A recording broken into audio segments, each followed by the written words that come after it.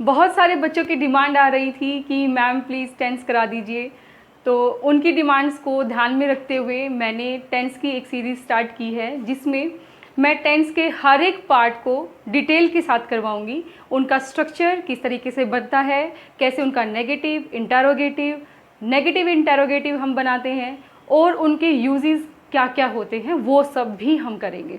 तो चलिए शुरू करते हैं फर्स्ट वीडियो में, जिसमें हम इंट्रोडक्शन कर लेंगे टेंसेस का, और साथ में प्रेजेंट इंडेफिनिट को भी फुली डिटेल से कर लेंगे।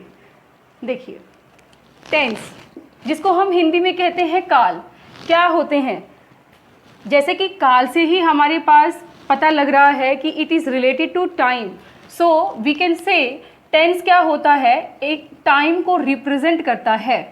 ठीक है, किसके टाइम को? टाइम ऑफ एक्शन, कोई भी टाइम जिसमें हमने एक्शन किया, जो करता है, जो सब्जेक्ट है, उसने कोई एक्ट किया, उस एक्ट के टाइम को रिप्रेजेंट करता है, या फिर स्टेट ऑफ बीइंग। ठीक है, जिस तरीके से मैंने आपको वर्ब में बताया था, उसी तरीके से आप समझेंगे कि वर्ब जो होती हैं दो ही चीज़ें बताती हैं, या तो एक्शन बताती हैं या स्टेट बताती हैं। तो वो जो एक्शन और स्टेट जो है, वो टाइमिंग क्या थी उनकी, उनको रिप्रेजेंट करने के लिए हम क्या यूज़ कर देते हैं? टेंस यूज़ कर देते हैं। ठीक है, तो पर्टिकुलरिटी के अकॉर्डिंग हमने टेंस को 3 पार्ट्स में डिवाइड किया है, पास्ट, प्रेजेंट और फ्यूचर। अब ये पास्ट, प्रेजेंट, फ्यूचर क्या है? देखिए, जो काम जा चुका, हो चुका, भूतकाल में चला जाता है, यानी कि जो पहले हो चुका है वो है पास्ट, जो अभी चल रहा है वो है प्रेजेंट, और जो हमने देखा नहीं, जो होने वाला है, उसको हम बोलते हैं फ्यूचर, यानी कि भविष्यत काल। ठीक है, अब कैसे समझेंगे इस चीज़ को? फॉर एग्जाम्पल मैंने यहाँ दिए हुए हैं कि आई एम टीचिंग, मैं पढ़ा रही हूँ। तो जो काम अभी चल रहा है, जैसे कि मैं आपको पढ़ा रही हूँ, ये चल रहा है, तो इसका मतलब ये अभी हो रहा है, तो ये हमारे पास किससे रिलेटेड हो गया? हमारे वर्तमान काल से रिलेटेड हो गया, प्रेजेंट टेंस से रिलेटेड हो गया। अगर मैं कहूँ कि वी गॉट फ्रीडम ऑन 15 अगस्त 1947, हमें 1947 15 अगस्त को आज़ादी मिली थी, तो वो काम पहले हो चुका, कभी, कब? 1947 में, और अभी हम कहाँ हैं? 2021 में। तो इस वजह से ये जो वर्ब है हमें पास्ट को बताती है, तो ये कौन सा टेंस हो गया हमारे पास? पास्ट टेंस हो गया, यानी कि भूतकाल हो गया। ठीक है, यू विल लर्न इंग्लिश, आप इंग्लिश सीख लेंगे, तो आप सीख लेंगे, ये फ्यूचर की बात है, यानी कि ये टेंस करने के बाद आपकी इंग्लिश बहुत अच्छी हो जाने वाली है, आपको ट्रांसलेशन बहुत अच्छे से करना आ जाएगा। तो इस वजह से ये क्या हुआ कि आपका फ्यूचर हुआ कि नहीं हुआ? जो काम अभी हुआ नहीं है बल्कि होने वाला है, उसको हम कहाँ रिलेट करा देते हैं? हमारे फ्यूचर टेंस के साथ रिलेट करा देते हैं। ये तो हो गया हमारे पास कि टेंस को हम 3 कैटेगरीज में डिवाइड करते हैं, कौन कौन से? पास्ट, प्रेजेंट और फ्यूचर। लेकिन इससे भी आगे हमारे पास इसकी क्लासिफिकेशन होती है, और वो कौन कौन सी है? वो है indefinite, continuous, perfect and perfect continuous. यानी कि हमारे पास इन तीनों ही पार्ट्स को हम 4 पार्ट्स में और डिवाइड कर सकते हैं। पहला है इनडेफिनिट, यानी कि सिंपल। तो सिंपल किस तरीके से लिखेंगे कि वो हमारे पास सिंपल पास्ट भी है, सिंपल प्रेजेंट भी है, और सिंपल फ्यूचर भी है। सिमिलरली जो कॉन्टीन्यूअस है वो past continuous, present continuous and future continuous भी है। थर्ड हमारे पास है past perfect, present perfect and future perfect. Fourth one is past perfect continuous, present perfect continuous and future perfect continuous. लेकिन इन 4 कैटेगरीज में हम क्या करने वाले हैं? देखो, एक का अगर हमारे पास 4 पार्ट्स हैं तो तीनों को कितने हो गए? 12 पार्ट्स हो गए ना।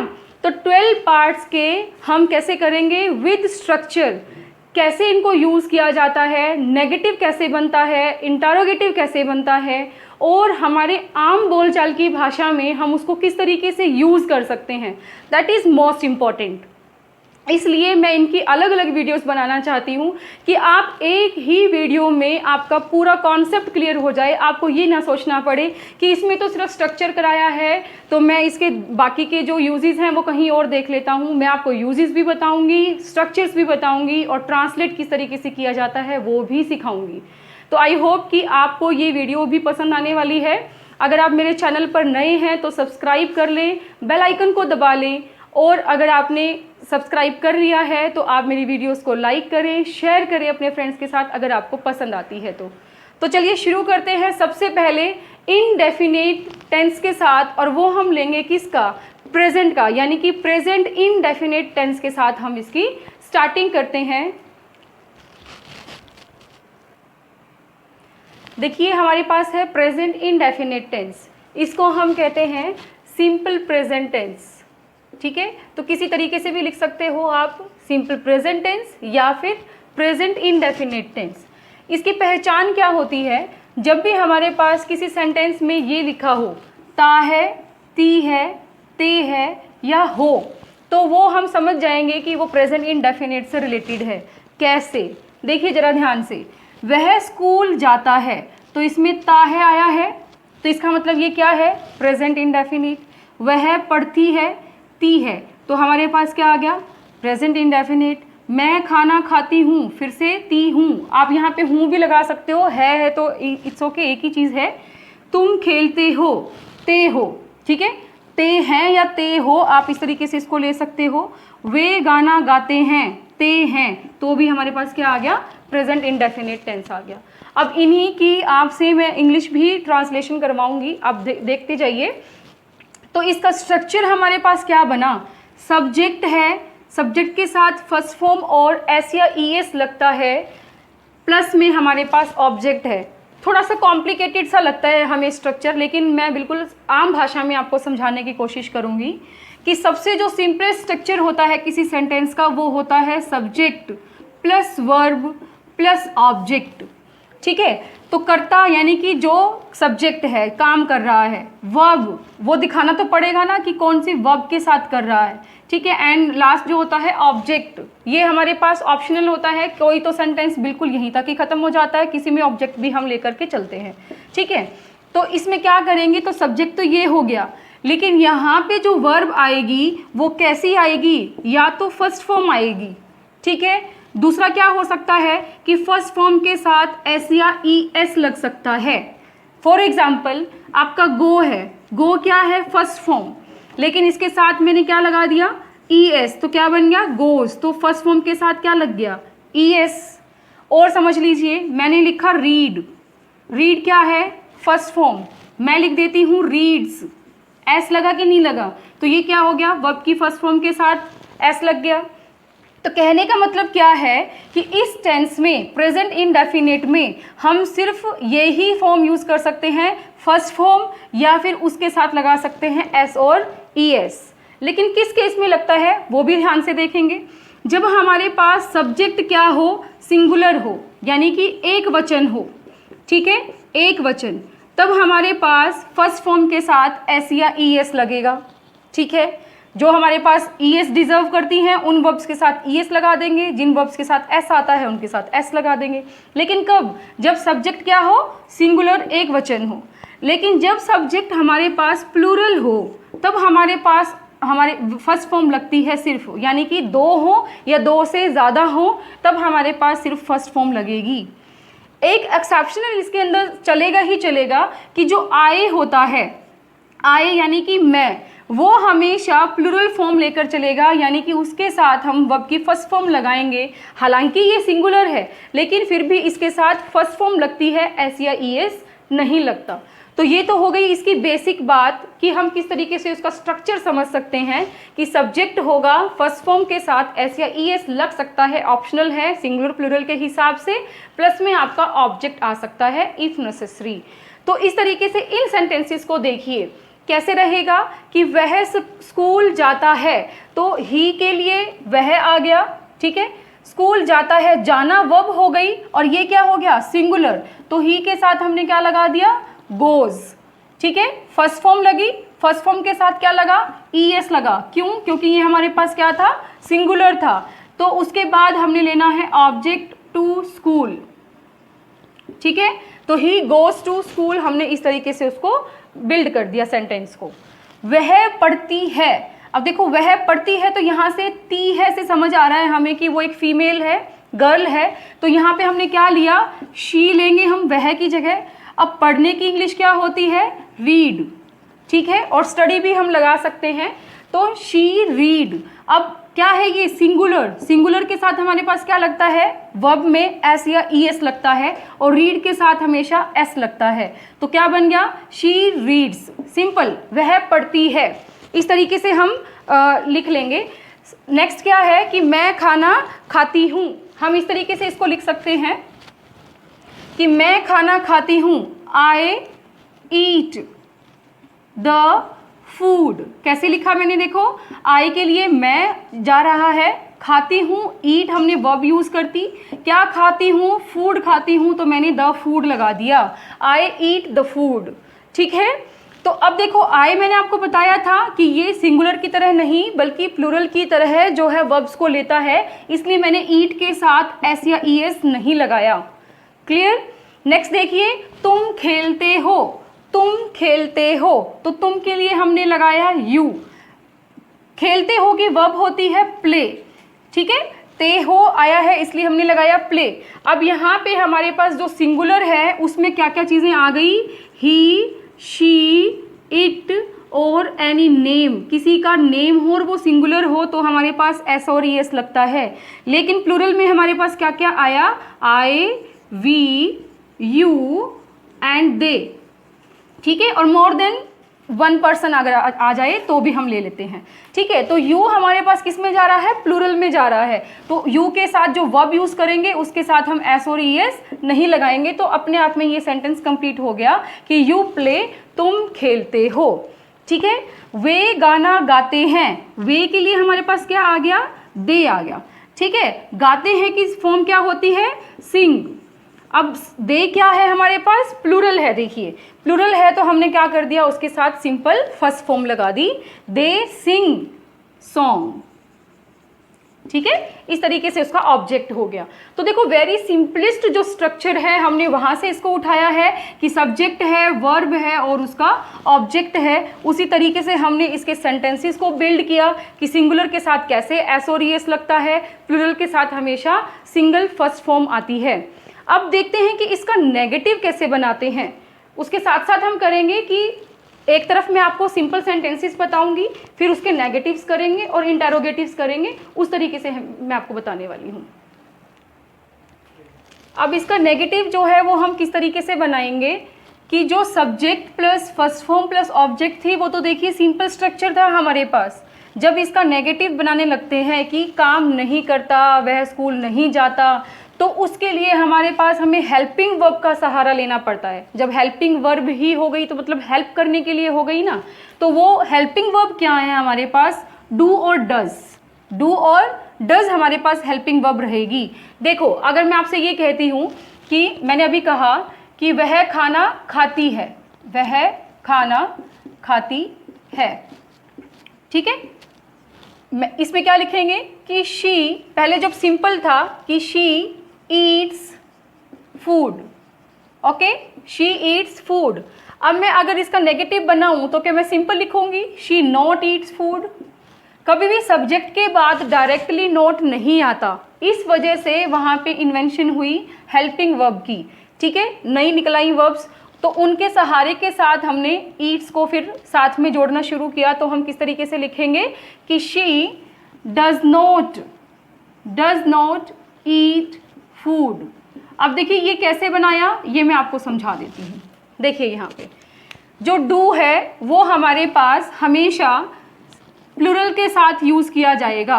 डू किसके साथ आएगा, प्लूरल के साथ। अब दोबारा से देख लीजिए कि प्लूरल क्या है, प्लूरल हमारे पास लेना है आई, वी, यू एंड दे, यानी कि फर्स्ट पर्सन में दोनों ही चले गए, फर्स्ट में आई और वी, यू में सेकंड पर्सन में यू चला गया एंड थर्ड पर्सन में दे चला गया, और या फिर दो या दो से ज़्यादा अगर पर्सन्स हमारे पास यूज़ हो रहे हैं तो उनको भी इंक्लूड कर लेंगे, ठीक है। लेकिन जो डज है, डज हमारे पास सिंगुलर के साथ यूज़ किया जाता है। अब सिंगुलर क्या है, ही, शी, इट या फिर कोई नेम, एक ही होना चाहिए उसमें, तो वो हमारे पास क्या लेता है, सिंगुलर लेता है, यानी कि डज लेता है। अब इसमें इतनी बात तो हो गई, लेकिन गलतियां कहाँ करते हैं स्टूडेंट्स कि डज लगाने के बाद भी यहाँ पे फर्स्ट फॉर्म के साथ एस और ई एस लगाए रखते हैं, तो वो क्वेश्चन पूरा गलत हो जाता है। तो उसको किस तरीके से समझेंगे कि अगर हमारे पास नेगेटिव सेंटेंस में हमने डू लगा दिया या डज लगा दिया, उसके बाद हमने नोट लगाना है, उसके बाद फर्स्ट फॉर्म रह जाएगी, तो फर्स्ट फॉर्म के साथ जो एस और ई एस था वो हमने कहाँ शिफ्ट कर दिया, वो हमने हेल्पिंग वर्ब के साथ शिफ्ट कर दिया भाई। तो दोबारा ई एस और एस लगाने की ज़रूरत ही नहीं है। तो सेंटेंस कैसे बनाएंगे, चलिए उसकी प्रैक्टिस करके दिखाती हूँ कि वह पढ़ती है, शी रीड्स, वह पढ़ती है, शी रीड्स, ये इसका सिंपल सेंटेंस बन गया। अब इसको हम नेगेटिव बनाते हैं, शी। अब देखो शी क्या है, सिंगुलर है, ठीक है, सिंगुलर के साथ क्या लगता है, डज लगता है, तो शी के साथ क्या लग गया, डज। अब डज के बाद हमने स्ट्रक्चर में क्या डालना है, नॉट, क्योंकि ये नेगेटिव सेंटेंस है। शी डज नॉट, मैंने कहा कि डज नॉट के बाद हमेशा फर्स्ट फॉर्म आती है, उसके साथ एस और एस नहीं आता। तो फर्स्ट फॉर्म क्या थी हमारे पास, इसमें रीड थी ना, तो हमने क्या लेना है, यहाँ पे रीड लेना है, ठीक है। She does not read. अब इसके साथ जो एस था मैंने यहाँ लगाया, नहीं लगाया, इसका मतलब क्या हुआ कि ये वाला एस हमारे पास कहाँ शिफ्ट हो गया, डू के पास शिफ्ट हो गया। तो डू अकेला एस लेता नहीं है, इसलिए हमने क्या लगाया, ई एस लगा दिया। तो ये सबसे बड़ा जो इसका इम्पॉर्टेंट पॉइंट रहता है कि डू डज लगाने के बाद हमेशा फर्स्ट फॉर्म हो जाती है, ना कि फर्स्ट फॉर्म के साथ एस और ई एस लगाएंगे। नेगेटिव में नहीं लगाते, पॉजिटिव में हमने एस लगाना होता है। फिर देखिए नेक्स्ट हमारे पास, मैं स्कूल जाता हूँ, तो I go to school, I go to school. अब ये तो हो गया सिंपल सेंटेंस, जैसे हमने किया कि आई के साथ फर्स्ट फॉर्म लगी और हमने ऑब्जेक्ट भी पुट कर दिया। लेकिन अगर मैं ये कहूँ कि मैं स्कूल नहीं जाता हूँ, तो मुझे क्या यूज़ करना पड़ेगा, हेल्पिंग वर्ब यूज़ करनी पड़ेगी। तो क्या लगाएंगे हेल्पिंग वर्ब आई के साथ, ध्यान से देखिए आई के साथ कौन सा लग रहा है, डू लग रहा है, तो क्या लगाओगे, आई डू नॉट, ठीक है, नेगेटिव है तो हमने डू के साथ क्या लगाया, note. I do not go to school, ठीक है। अब यहाँ पे पहले से ही हमारे पास एस और एस नहीं था, तो इसमें भी हमने एस और एस लगाना ही नहीं, डू लगा करके हम उसको नेगेटिव बना देंगे। हम गाना गाते हैं, तो वी सिंग सॉन्ग, ठीक है, ऐसे लिख दिया मैंने, वी सिंग सॉन्ग। तो अब हमारे पास ये क्या था, देखिए ये प्लूरल था, प्लूरल सब्जेक्ट था, और प्लूरल के साथ हमने क्या लगाया, फर्स्ट फॉर्म लगाया, और ये हमारे पास ऑब्जेक्ट हो गया। इसी तरीके से हमारे पास इसमें भी लगाना है हमने, लेकिन ये क्या है, नेगेटिव है, तो नेगेटिव के लिए डू डज नॉट हमें लगाना पड़ेगा। तो वी डू नॉट क्या कर देंगे, we do not sing song, हम गाना नहीं गाते हैं। इस तरीके से हम इसका नेगेटिव बना सकते हैं। तो आपको ध्यान क्या देना है, आपको ध्यान ये देना है कि जब सिंपल स्ट्रक्चर है तो subject plus first form plus object, अगर हमारे पास नेगेटिव आ गया तो subject plus do does plus not plus first form plus object, यानी कि वर्ब की फर्स्ट फॉर्म से पहले ये दो चीज़ें ऐड हो गई, डू डज नॉट, ठीक है। सिंगुलर के साथ कैसे लगाएंगे, प्लूरल के साथ कैसे लगाएंगे, किस तरीके से सिंपल सेंटेंसेस को हमने नेगेटिव सेंटेंसेस के अंदर ट्रांसलेट कर दिया, ये भी आपको ध्यान देना है। तो चलिए अब करते हैं इसका इंटरोगेटिव और नेगेटिव इंटरोगेटिव पार्ट। देखिए इंटरोगेटिव में हमारे पास जो स्ट्रक्चर बनता है वो क्या है, तो जो हेल्पिंग वर्ब थी उसको हमने सब्जेक्ट से पहले ले लेना है, ठीक है। कैसे कि डू डज, फिर उसके बाद हमारे पास सब्जेक्ट आएगा, और सब्जेक्ट के बाद first form of the verb plus object करके साइन ऑफ इंटरोगेशन लगा देंगे, ये हमारे पास स्ट्रक्चर बन जाएगा। लेकिन इसको समझते हैं एग्जांपल्स के हिसाब से। तो वो चीज़ समझ में आ गई कि डू हमारे पास प्लूरल के साथ, डज हमारे पास सिंगुलर के साथ, और हमेशा डू डज आ गया तो फर्स्ट फॉर्म, उसके साथ एस और एस नहीं लगाते। तो समझते हैं इनके साथ। वह खाना खाती है, शी ईट्स फूड, हमने बिल्कुल सिंपल सेंटेंस बनाया था। अब मैं ऐसा क्वेश्चन करके बना रही हूँ कि क्या वह खाना खाती है। तो देखिए अब हमारे पास इसमें हेल्पिंग वर्ब का यूज़ आ गया। हेल्पिंग वर्ब कौन कौन सी है हमारे पास, डू और डज का, क्योंकि सिंपल वर्ब को हम पहले नहीं लिख सकते। ईट्स शी फूड बिल्कुल भी नहीं, वो गलत हो जाएगा। तो इसके लिए हमने क्या चाहिए कि हेल्पिंग वर्ब की हेल्प चाहिए। और हेल्पिंग वर्ब कैसे लगाएंगे, देखो वह है तो वह खाना खाती है, तो वह के लिए मैंने शी यूज़ कर लिया। शी के साथ क्या लगता है, डज लगता है, तो डज को मैं पहले लगा दूंगी इससे, यानी कि सब्जेक्ट से पहले मैंने डज लगा दिया। ठीक है, डज शी। अब देखो यहाँ पे क्या था, ईट्स। मैंने कहा कि डू डज आ जाए तो एस नहीं लगाते वर्ब के साथ, तो क्या रह जाएगा, ईट रह जाएगा, एस नहीं लगाएंगे। डज शी ईट फूड, क्या वह खाना खाती है, साइन ऑफ इंटरोगेशन। अब ये वाला जो पार्ट है ये लगाना ज़रूरी है, अगर ये नहीं लगाओगे तो क्वेश्चन अधूरा रह जाएगा, तो उसमें भी मार्क्स कटने के चांसेस रहते हैं। नेक्स्ट देखिए, वे बात करते हैं, तो क्या लिखोगे वे के लिए, दे टॉक, वे बात करते हैं। ठीक है, या कम्युनिकेट भी लिख सकते हो। तो दे टॉक, वे बात करते हैं। लेकिन मैंने पूछा क्या वे बात करते हैं, तो देखो दे हमारे पास क्या है, प्लूरल है। प्लूरल से पहले हमारे पास क्या फॉर्म, क्या हेल्पिंग वर्ब लगती है, डू लगती है। तो क्या लगाएंगे यहाँ पे, डू। डू दे टॉक, क्या वे बात करते हैं, साइन ऑफ इंटरोगेशन। ठीक है, इस तरीके से हमने इसको करना है। एक बात हमेशा ध्यान रखना कि पहले आप इसका सब्जेक्ट आइडेंटिफाई कर लेंगे। देखो मैंने पहले डू डज से शुरू नहीं किया, मैंने क्या आइडेंटिफाई किया, इसका सब्जेक्ट आइडेंटिफाई किया। यहाँ पे शी था तो उसको समझते हुए मैंने उसकी हेल्पिंग वर्ब चूज़ की, फिर मैंने उसकी वर्ब जो है उसके साथ लगाई। यहाँ पे भी मैंने वे था तो वे के लिए पहले मैंने इसका सब्जेक्ट देखा, दे बनेगा, दे के साथ डू हेल्पिंग वर्ब लगती है, उसके बाद मैंने उसकी वर्ब लगाई और sign of interrogation question mark में हमारे लगता ही है।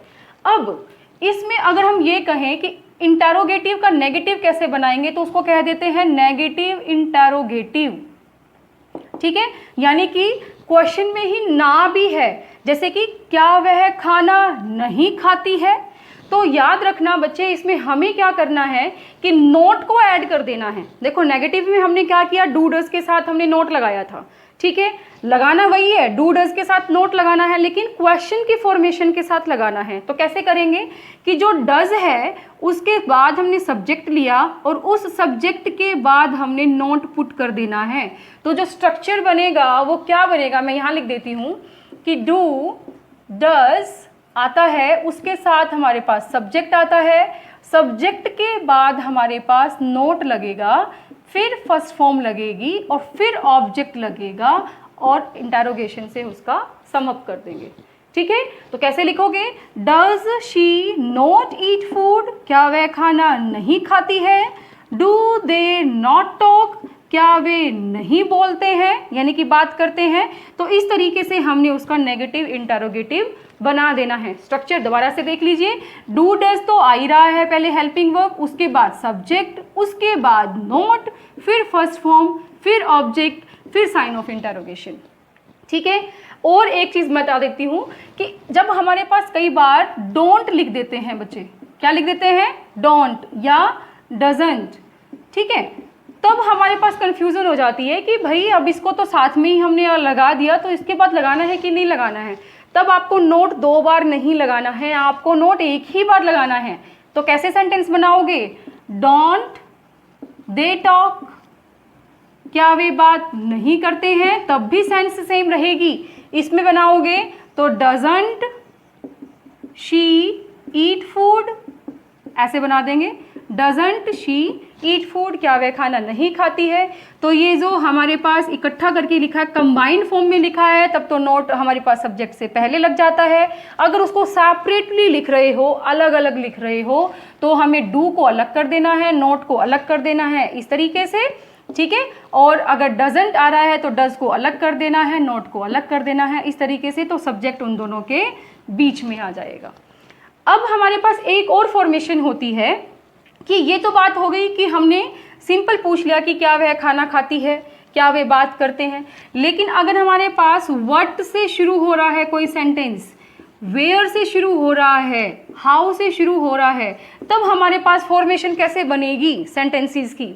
एक बार बिल्कुल हल्का सा मैं आपको टच करा देती हूँ इस चीज़ के लिए भी, कैसे रहेगा देखिए। जब हमारे पास WH फैमिली आ जाए, यानी कि WH फैमिली में से कोई भी वर्ड आ जाए, what, where, why, who, when, सब कुछ भी, ठीक है, तो उसमें से आ जाए तो स्ट्रक्चर कैसा रहता है। देखिए जो WH फैमिली है उसका वर्ड हमारे पास पहले रहता है, उसके बाद हमारे पास डू या डज लगता है, ठीक है, यानी कि हेल्पिंग वर्ब हमारी यही रहेगी, डू डज, ये चेंज होने वाली नहीं है, ठीक है। बात सिर्फ इतनी हो जाएगी कि जो डू डज हमने लगाया था उससे भी पहले हमने क्या कर देना है, WH फैमिली के वर्ड को पुट कर देना है। तो यहाँ पे लगाया जैसे कि WH फैमिली से कोई वर्ड, फिर लगाया डू डज, फिर लगाया सब्जेक्ट, फिर फर्स्ट फॉर्म, फिर ऑब्जेक्ट, फिर साइन ऑफ इंटरोगेशन। कैसे लिखेंगे, जैसे कि व्हाट डू यू डू, तुम क्या करते हो। तो देखो ये WH फैमिली से हुआ, ये हमारे पास हेल्पिंग वर्ब कौन सी, डू डज वाली, यू हमारे पास सब्जेक्ट हुआ, और ये क्या है, मेन वर्ब, ठीक है, साइन ऑफ इंटरोगेशन। यही चीज़ तो हमने की, WH family, helping verb, subject, first form, object कोई है तो लगा दीजिए, नहीं है तो आप इसको सम अप कर दीजिए with sign of interrogation. I hope कि यहाँ तक आपको समझ में आ गया होगा। अब हम करते हैं इसके यूजेस, कि जो प्रेजेंट इनडेफिनिट टेंस है वो यूज कहाँ कहाँ होता है।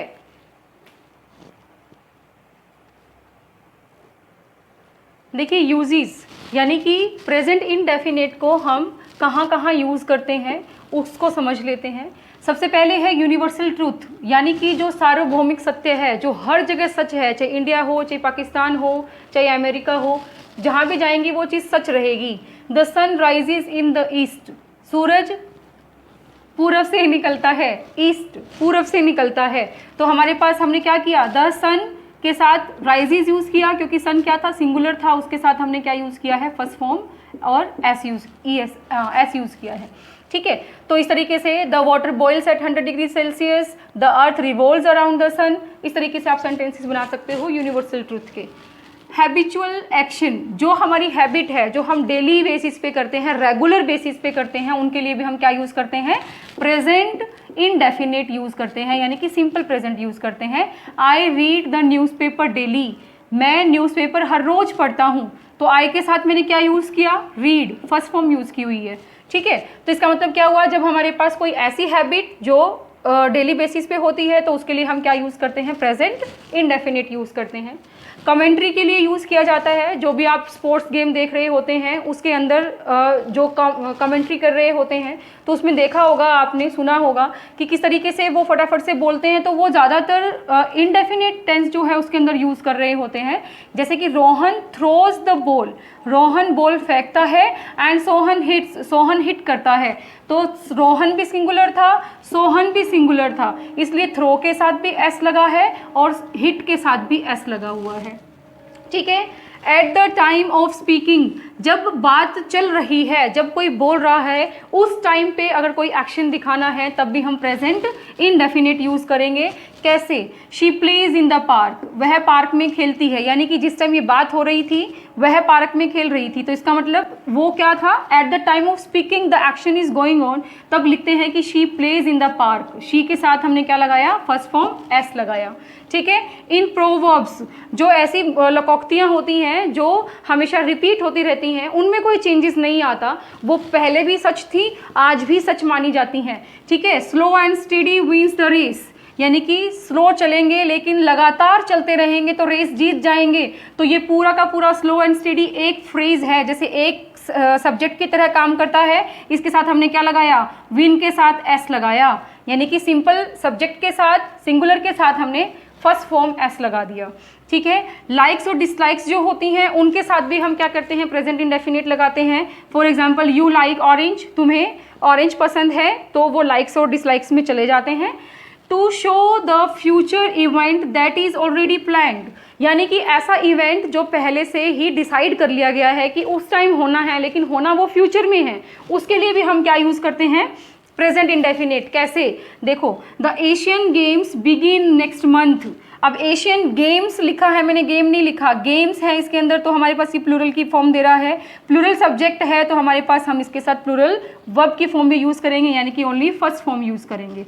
ठीक है, एशियन गेम नेक्स्ट मंथ होंगे, तो होंगे यानी कि नियर फ्यूचर की बात कर रहा है, तो नियर फ्यूचर के लिए हम क्या यूज़ करते हैं, प्रेजेंट इंडेफिनिट यूज़ करते हैं। ठीक है, लास्ट इसका क्या यूज़ है, सेंटेंसेस बिगिन विद हेयर और देयर, यानी कि जब हमारे पास हेयर देयर के साथ कोई सेंटेंस शुरू होता है तो भी हम क्या यूज़ करते हैं, प्रेजेंट इंडेफिनिट यूज़ करते हैं। हेयर कम्स माई सन, ठीक है, देयर गोज द ट्रेन, तो इस तरीके से हेयर से ये जो है शुरू हो रहा था सेंटेंस हमारे पास, और देयर से हमारे पास ये शुरू हो रहा था, तो इसमें भी हमने क्या लगाया, कम के साथ एस लगाया, इसमें गो के साथ हमने ई एस लगाया। ठीक है, इस तरीके से हमने इसका स्ट्रक्चर किया, नेगेटिव इंटेरोगेटिव किया। ठीक है, फॉर्मेशन जैसे भी बनती थी सब सेंटेंसेस की, फिर उसके बाद हमने इसके यूजेस किए कि कहाँ कहाँ इसको यूज़ किया जाता है। अब मैं क्या कर रही हूँ, आपको एक सेंटेंस दे रही हूँ, ये सेंटेंस जो है आपको चारों फॉर्म्स में यूज़ करके कमेंट बॉक्स में डालना है। पक्षी आसमान में उड़ते हैं, ठीक है, तो इसका आप सिंपल बनाएंगे, नेगेटिव इंटेरोगेटिव और नेगेटिव इंटेरोगेटिव बना करके कमेंट बॉक्स में डालेंगे, उससे आइडिया लग जाएगा कि आपने इस वीडियो से कितना सीखा। अगर वहाँ पे गलती हुई तो मैं करेक्ट करवाऊँगी। Thank you so much.